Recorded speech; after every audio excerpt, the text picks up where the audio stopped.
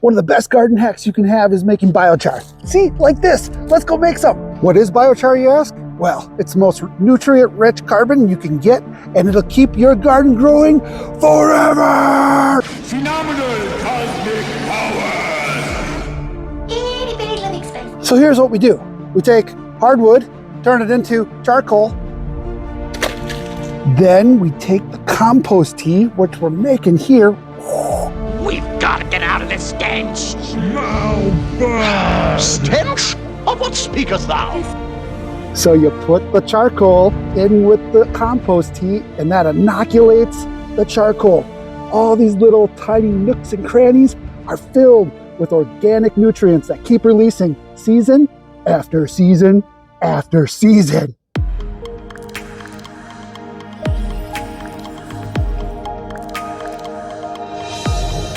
All right, welcome to the Hardened Homestead here. My name's Ryan, this is Link, and what we're going to be doing today is we are going to take our barrels, we're going to throw some wood in those barrels and create charcoal. Now the barrels are not going to have air holes in them because we want to snuff out charcoal in layers. And then what we're going to do is take the compost tea, which we have been making since fall. We have enough of it here to start the inoculation process of the charcoal, and we're going to create biochar. Taking the top off, there's the wood right there. Come on. You can do it. You can do it! Let's put a few logs in the base, side by side, kind of like we do in the fireplace. Okay, so we're going to take the fire starters. We have an abundance of fire starters from an abundance of wood. We didn't know how 2022 winter was going to pan out, so we made a lot more fire starters, and we got 2 cords of wood instead of our normal 1, so we can heat the house in the event the power went out for extended periods or all chaos broke out. Let's break this apart into 2 sections. You're going to use half on yours. See how I put it in mine? Oh, you went down. Yeah. I went up. And again, if you wanted to keep a fire burning in here, you would have air holes in the bottom and on the sides, but we actually want to snuff it out. Each layer of wood snuffs out the bottom layer so that we keep charcoal so it doesn't turn into ash. We want the charcoal, not the ash. Further in the bucket so I can start it without the wind taking it out. Okay, try and set it down there nicely. Okay, now I put logs. Yeah, now you want to build up squares. Then I put logs on top of the fire. Yeah, so look how I did it with mine. Now I have to move that stick. Okay, so we got both of our burn bins running. You don't want a high flame, you don't want a lot of heat. Again, you're just trying to build enough to turn that wood into charcoal, into carbon. Once it is black, then you want to build another layer on top. The idea is to continually snuff out the bottom layer with the next layer, but have enough of it going where there's enough heat built up to move the next layer into ignition. So you got to play around with it a little bit. The one you got there is probably pretty good. You just like want me to lay it on top? It's not as crucial anymore. Because we don't have any holes in it, we can just take a piece of, boom, throw it over the top and snuff it. So that's how that's going to work. Hopefully. The other thing to consider when doing burn barrel activity is to check with your local ordinance to make sure that this is something that you can actually be doing if you're within a residential area. I'm also cognizant of the wind, in which direction the wind is blowing, and we're on the edge of town and it's blowing away from the town. So just want to do everything we can to keep our neighbors from getting cranky. Okay, so we are burning up our charcoal, and that's taking a lot longer than I thought it was going to take. Making sure that the layers have charcoal in it, not turning to ash. We would take like a sledgehammer and pound it down in there. Of course, wearing protective gloves. But once that's all settled in, then we'll take the covers, put them back on, and we're about halfway done now. And then we will take the biochar, fill it up from underneath, and put it on top of here. We're going to let this cool down, break it apart all the way down. Going to have to let it sit overnight, or maybe even a few days. 24 hours later. Okay, now we're on day 2, and we're going to check out. We let everything cool down, presumably here. The pieces are still warm. We were going to let it go all night, and I decided against it, being the time of year. As you can see, further down, we see the charcoal process. Analysis has begun. Anything that's not super light, like this one's starting to get light, you can feel it. It's about halfway done. Smaller the pieces, the faster this goes. Keep some of that there.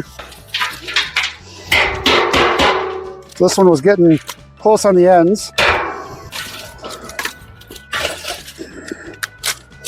And that's what you want right there. This is nice and crumbly. It should just break apart very easily. That's the charcoal you want. If it doesn't just fall apart, it's not done yet.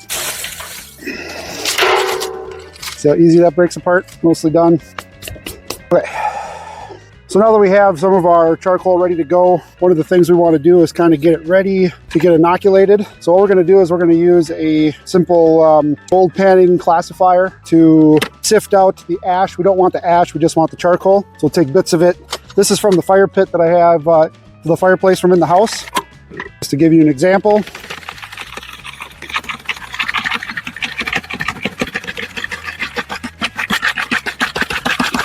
So we just want the ash we're going to save for a future video. We're going to turn that into lye, and we're going to make some soap with animal fats and also some goat milks and that sort of thing. So that fire is restarting in there. So if you have a lot of ash, if you've done this right, you won't have a lot of ash, because again, you want to smother it. But if you have a lot of ash, you can use that ash for another project.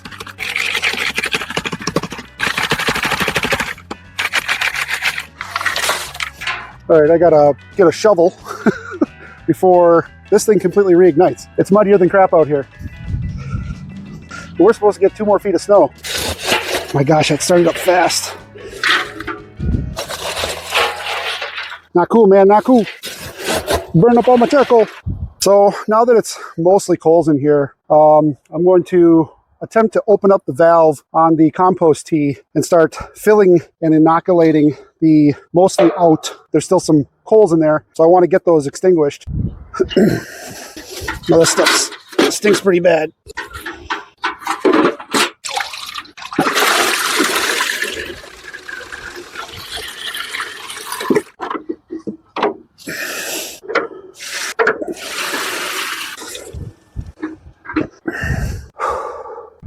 Whew, nasty. You definitely want to be upwind when you're doing this. I'm actually pretty surprised that this worked this well. I thought I was going to have a lot more loss with just the few logs that we did in here. When we move to the new homestead, we'll probably build take an old oil drum and then build a rack for this in the oil drum and then on a slide or something so you can bring it in and out. Something. I'm halfway expecting to see a bunch of ash on the bottom of here.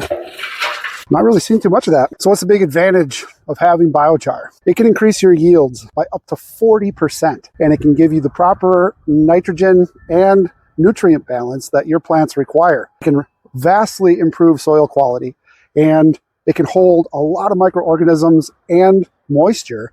Now you can put charcoal right in the soil, but it's going to have an opposite effect, where it's going to leach all of those nutrients out of the soil and bring it into the biochar or charcoal at that point. So you definitely want to inoculate before you put it in the garden.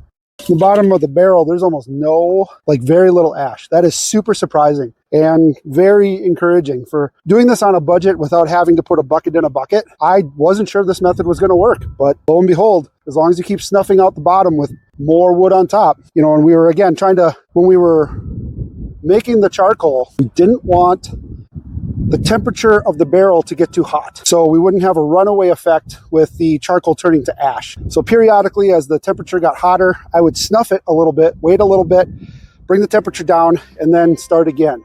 So kind of a fine balance, a fine-tuned dance, if you will, of how fast you want that to burn. I'm just going to dump this whole thing in there.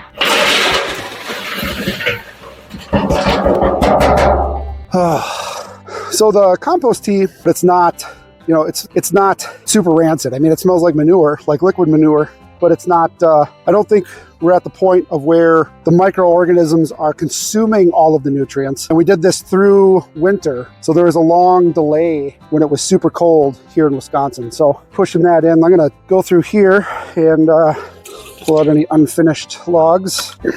I really wanted to get this process done. You see the sunlight's kind of going away now, and it's supposed to snow like 12 to 24 inches. So I wanted to try to get the liquid out of these because we're going to be selling the house soon, and I don't want people walking around back here where it smells like compost tea. because that'll turn some people off, I imagine. I'm going to give these IBC totes to one of our local gardeners, and along with all my buckets and such, because again, prettiness is going to be the name of the game for selling a house. So had to get this done as the snow is about to roll in. Why do you want to move from the great state of Wisconsin? Because it's a great place, and it is a great place. But I want to go somewhere where it's not going to snow 2 feet. And if it does snow, it's not going to last. So the growing season is much longer. I wish I had a better solution for this. I didn't get the, should have got like a fire hose. There probably would be enough pressure to push it from there into there mostly. These valves are not designed to continually be open and closed. I'm afraid I'm going to have a valve failure eventually here. Yep, there it is. Valve failure. Speak of the devil. Well, this is going to suck. Ground's going to be real rich in nutrients right here, boy, I can tell you.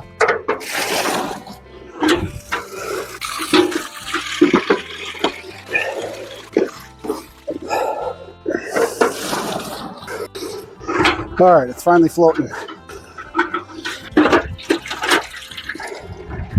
So it's crazy. It took this whole 300-gallon IBC tote to do that. Obviously, we had some loss. So I'm gonna still dry on one side. Crazy, super crazy. All right, we have the finished mixture. We're gonna just take the oxygen out of there and let that inoculate. We're not gonna seal it though, just in case some fermentation burping happens or something. We don't wanna seal it and make the whole thing explode. Don't think that's gonna happen, but let's just play it safe. Now we have our compost tea. We are ready to start the journey with actual biochar. If you'd enjoyed this content, please hit like and subscribe. We'd greatly appreciate it. You've been watching The Hardened Homestead. My name's Ryan. We'll see you in the next video.